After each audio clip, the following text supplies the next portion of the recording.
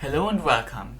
You probably read the title, Creating the Shortest Language. But what does that mean? What is short? By short I mean textual short.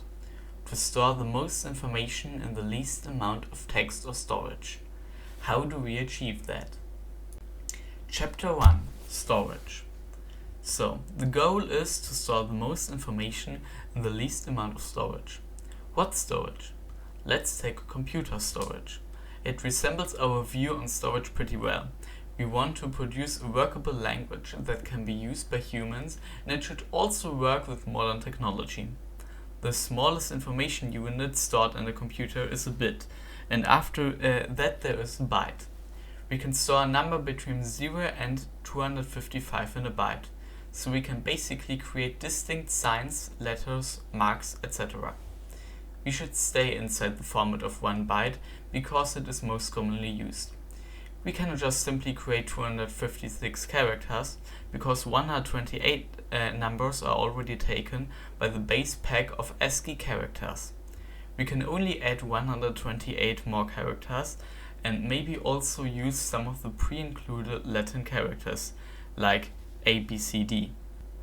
If we always combine 2 out of 128 characters, we have in total 16,384 combinations, which really is enough. Even old constructed languages like Esperanto have at most 5,000 words. Writing system. There are many writing systems around the world. Alphabets, syllabaries, abjads and abogidas. Let's look at what they are. Abogidas. Abogidas are made up of consonant-vowel sequences which are written as a unit. Abjads. Abjads are similar to alphabets, though they don't have written vowels.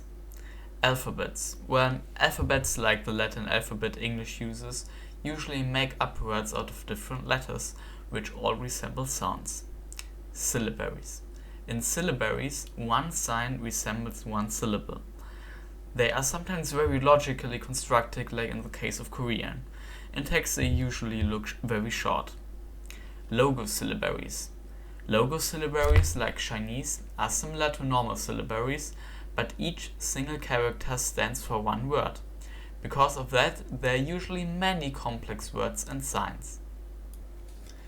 All of these writing systems roughly use the same amount of storage.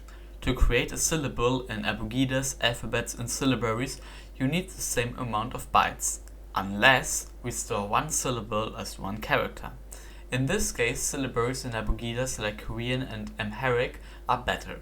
Logosyllabaries have very many characters, but you can also give words, even single letter words, a meaning in alphabets, like in alphabetical languages like the English or the Polish v, z, o.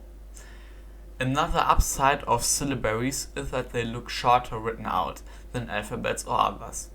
We can create 128 distinct characters, if you remember. We cannot use abjads or alphabets for that because there aren't enough distinct sounds. The International Phonetic Alphabet only has 107 letters, so there are only 107 sounds. In conclusion, we need 128 characters that are distinct, and we can also take use of some of the Latin letters. My idea is to create a Latin-based syllabic writing system similar to Amharic, but Latin-based. Every character will either be only a consonant, base Latin letters, or a syllable consisting of a Latin letter and some form of marking for the vowels. Chapter 3. Sounds and creation of the writing system. To create 128 distinct characters, we either need 8 consonants and 16 vowels, 16 consonants and 8 vowels, or 32 consonants and 4 vowels. I have chosen 16 consonants and 8 vowels because most languages have at least 16 consonants and 8 vowels, or at least can pronounce them. Here you can see my collection of vowels and consonants and how to pronounce them.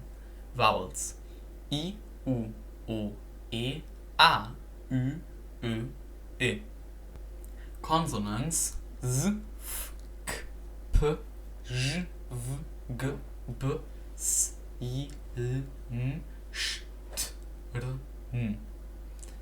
Now we need to create characters. We already have to take into account that it will be useful to use the Latin letters from the base ASCII character set, which everyone has on their keyboard. Here you see the different ways to write all the consonants. All letters can be written in the Latin alphabet, but now we come to the interesting part, making new letters to create syllabic characters.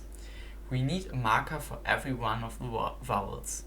Our 128 characters will be a combination of every one of these letters and a marker. Here you can see a few written out examples.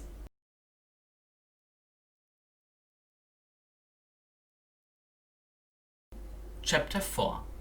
Grammar, Syntax. We want a pretty static word order.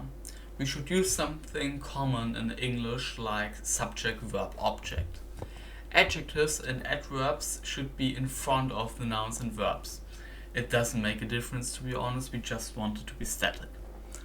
Further descriptions like adverbials, which means description of place, time, etc., should be put in front or in the end. To figure out what word is what, we use slashes between adverbs and the described verb, and between adjectives and the described noun. Furthermore, descriptions of time, place and cause shall be split with a comma. Here you have the scheme. Adverbial, adjective / noun, adverb / verb, maybe second adverb and second verb, adjective, object and or the adverbial. Chapter 5. Morphology. Because we want to leave out most spaces, we should use longer words. How do you do that? Complex morphology. We can separate morphology in two parts. Morphology for nouns and for verbs. Because we want to read our first short sentence today, we will today only focus on morphology for verbs. In many languages, verbs are changed regarding who is speaking. We can do that by utilizing the spare base Latin letters as suffixes. We will need suffixes for first person singular, first person plural, the second person singular and plural, the third person singular and the third person plural. Why is there only one suffix for the third person?